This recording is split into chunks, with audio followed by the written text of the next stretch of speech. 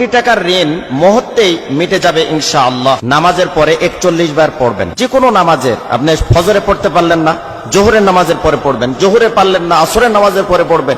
আসরে পারলেন না, মাগরিবের নামাজের পরে পড়বেন। মাগরিবে পারলেন না, এশার সালাতের পরে আপনি পড়বেন। যদি আপনি পড়তে পারেন 41 বার, আর মনের ভেতরে যদি আপনার সঠিক তামান্না এবং বিশ্বাস যদি থাকে, কোটি কোটি টাকার যদি আপনি ঋণের মধ্যে থাকেন, ইনশাআল্লাহ আল্লাহ পাক আপনাকে পরিত্রাণ দিবে তো আল্লাহ পাক তো আমাকে আপনাকে হেফাজত করবে। আমরা তো ভুলের মধ্যে কেউ নয়। আমাদের চলাফেরা, ওঠা বসা, ব্যবসা বিজনেস করতে গিয়ে অনেক সময় আমরা ভুল করে ফেলি, আমাদের আইডিয়ার বাইরে চলে যায়। আমরা মনে করি ব্যবসা ক্ষেত্রে যদি এত টাকা ইনভেস্ট করি তাহলে মনে হয় যে আমি লাভবান হতে পারবো, কিন্তু আপনার আয়ত্তের চাইতে আপনি লক্ষ লক্ষ টাকা, কোটি কোটি টাকা সেখানে ইনভেস্ট করলেন, এবং বেশি টাকা আপনি সেখানে ইনভেস্ট করার কারণে কোনো কারণে আপনার ব্যবসায় লস হলো, আপনি সেখানে পারলেন না।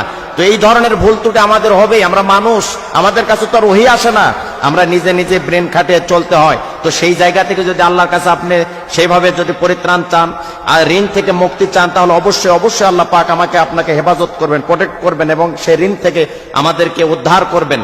কারণ মালিক কখনো ফিরিয়ে দিবে না। মানুষের কাছে যান, বিরক্তি হতে পারে, মানুষের কাছে যান, আপনাকে ধমক দিতে পারে, কিন্তু আল্লাহ রাব্বুল আলামিন আমাকে আপনাকে অবশ্যই অবশ্যই এখান থেকে উদ্ধার করবে। আমি যে নিয়মে বলবো, এই নিয়মে যদি আপনি আমল করেন, ইনশাআল্লাহ কোটি টাকার ঋণের মধ্যে জর্জরিত থাকলে, বিপদে থাকলে, মুসিবতে থাকলে, উৎকণ্ঠার মধ্যে থাকলে, পেরেশানির মধ্যে যদি আপনি থাকি, অবশ্যই আল্লাহ রাব্বুল আলামিন আমাদেরকে হেফাজত করবেনই। তবে আমলের মধ্যে ভুল করা যাবে না। খুব মনোযোগ দিয়ে শোনার চেষ্টা করুন।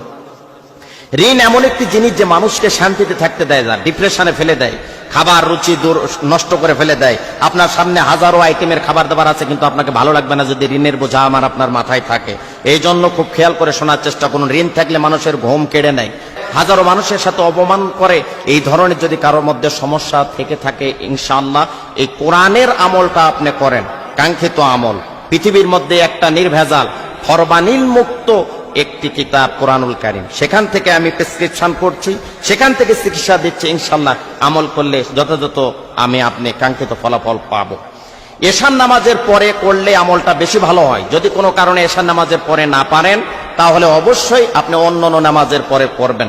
দোয়াটি হচ্ছে, এই আয়াতটি হচ্ছে, আল্লাহু নূরুস সামাওয়াতি ওয়াল আরদ, আল্লাহু নূরুস সামাওয়াতি ওয়াল আরদ। এটা এশার নামাজের পরে 41 বার পড়বেন, আর মনে মনে বিনয়ের সাথে, নম্রতার সাথে আল্লাহর কাছে বলবেন যে মালিক, আমাকে অবশ্যই ঋণ মুক্ত করো, তুমি আমার সম্মান ইজ্জত রক্ষা করো, মানুষের সামনে বেয়াজ্জিত করো না, লাঞ্ছিত করো না, অপমানিত করো না। যদি কাঙ্ক্ষিত ভাবে আপনি নত হয়ে নম্রভাবে আপনি বিনয়ের সাথে মালিককে মেসেজ দিতে পারেন, ইনশাআল্লাহ কোটি টাকার ঋণ থাকলেও মুহূর্তের মধ্যে আপনি ঋণ থেকে মুক্তি পাবেন।